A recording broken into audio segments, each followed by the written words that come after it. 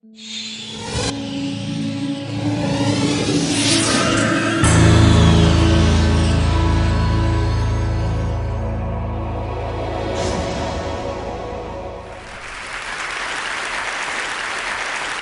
live in an incredibly busy world. The pace of life is often frantic, our minds are always busy, and we're always doing something. So with that in mind, I'd like you just to take a moment to think, when did you last take any time to do nothing? Just 10 minutes, undisturbed. And when I say nothing, I do mean nothing. So that's no emailing, texting, no internet, no TV, no chatting, no eating, no reading. Not even sitting there reminiscing about the past or planning for the future. Simply doing nothing. I see a lot of very blank faces. My thinking is probably have to go a long way back. And this is an extraordinary thing, right? We're talking about our mind. The mind, our most valuable and precious resource through which we experience every single moment of our life. The mind that we rely upon to be happy, content, emotionally stable as individuals, and at the same time to be kind and thoughtful and considerate in our relationships with others. This is the same mind that we depend upon to be focused, creative, spontaneous, and to perform at our very best in everything that we do. And yet, we don't take any time out to look after it.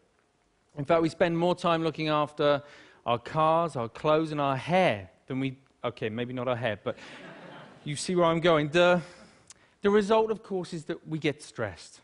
You know, the mind whizzes away like a washing machine going round and round, lots of difficult, confusing emotions. And we don't really kind of know how to deal with that. And the sad fact is that we are so distracted that we're no longer present in the world in which we live. We miss out on the things that are most important to us. And the crazy thing is that everybody just assumes, well, that's the way life is, so we just kind of got to get on with it. But that's really not how it has to be. So I was about 11 when I went along to my first meditation class.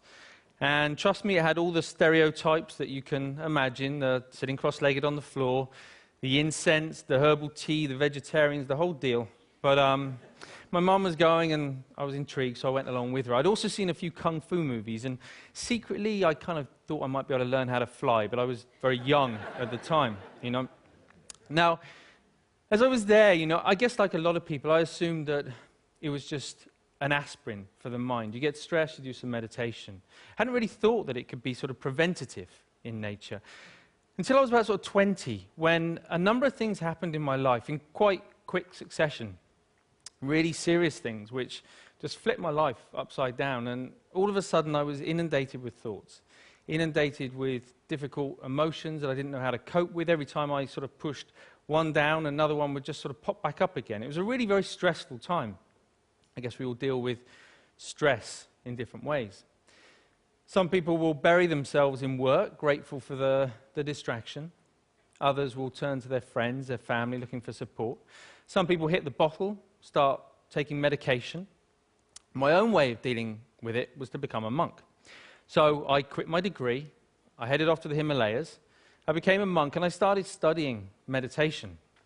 People often ask me, you know, what I learned from that time. Well, obviously it changed things, you know. Let's face it, becoming a celibate monk is going to change a number of things. But it was more than that. You know, it taught me, it gave me a greater appreciation and understanding for the present moment. By that, I mean not being lost in thought, not being distracted, not being overwhelmed by difficult emotions, but instead learning how to be in the here and now, how to be mindful, how to be present. I think the present moment is so underrated. It sounds so ordinary, and yet we spend so little time in the present moment that it's anything but ordinary.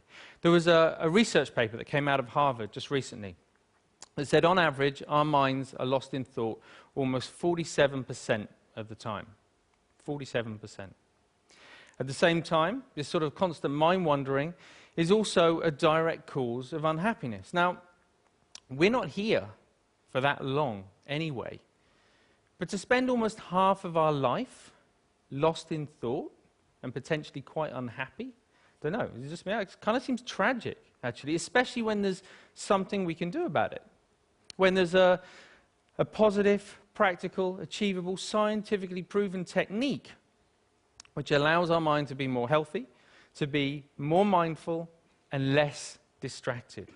And the beauty of it is that even though it kind of need only take about 10 minutes a day, it impacts our entire life.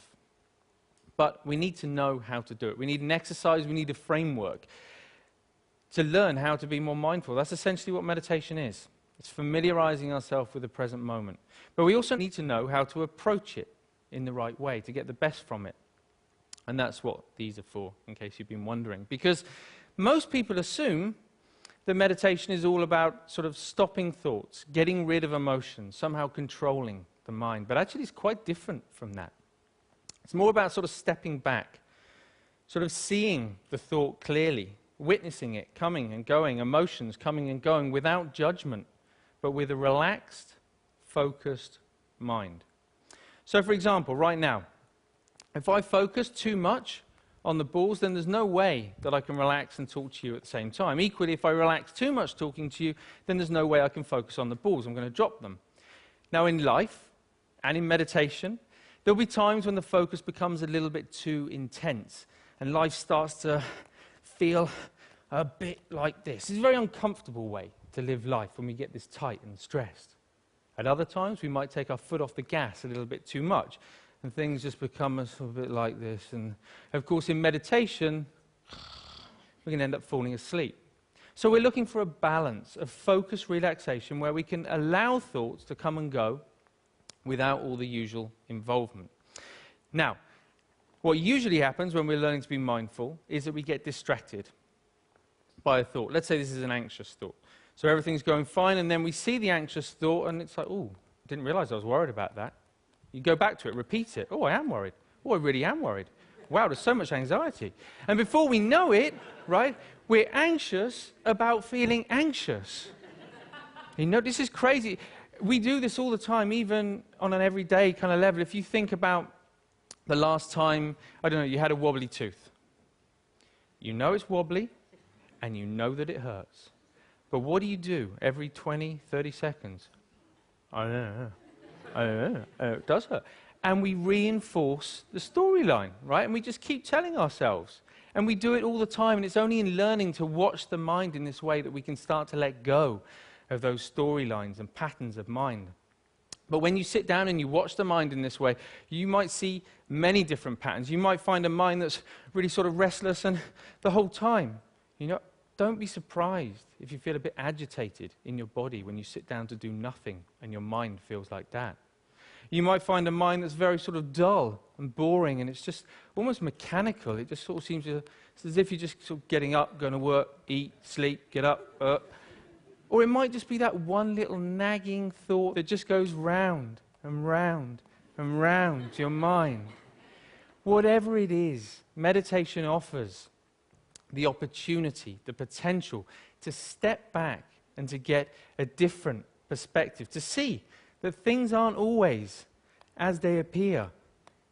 You know, we can't change every little thing that happens to us in life, but we can change the way that we experience it. That's the potential of meditation, of mindfulness. You don't have to burn any incense, and you definitely don't have to sit on the floor. All you need to do is to take 10 minutes out a day to step back, to familiarize yourself with the present moment so that you get to experience a greater sense of focus, calm, and clarity in your life. Thank you very much. Thank you.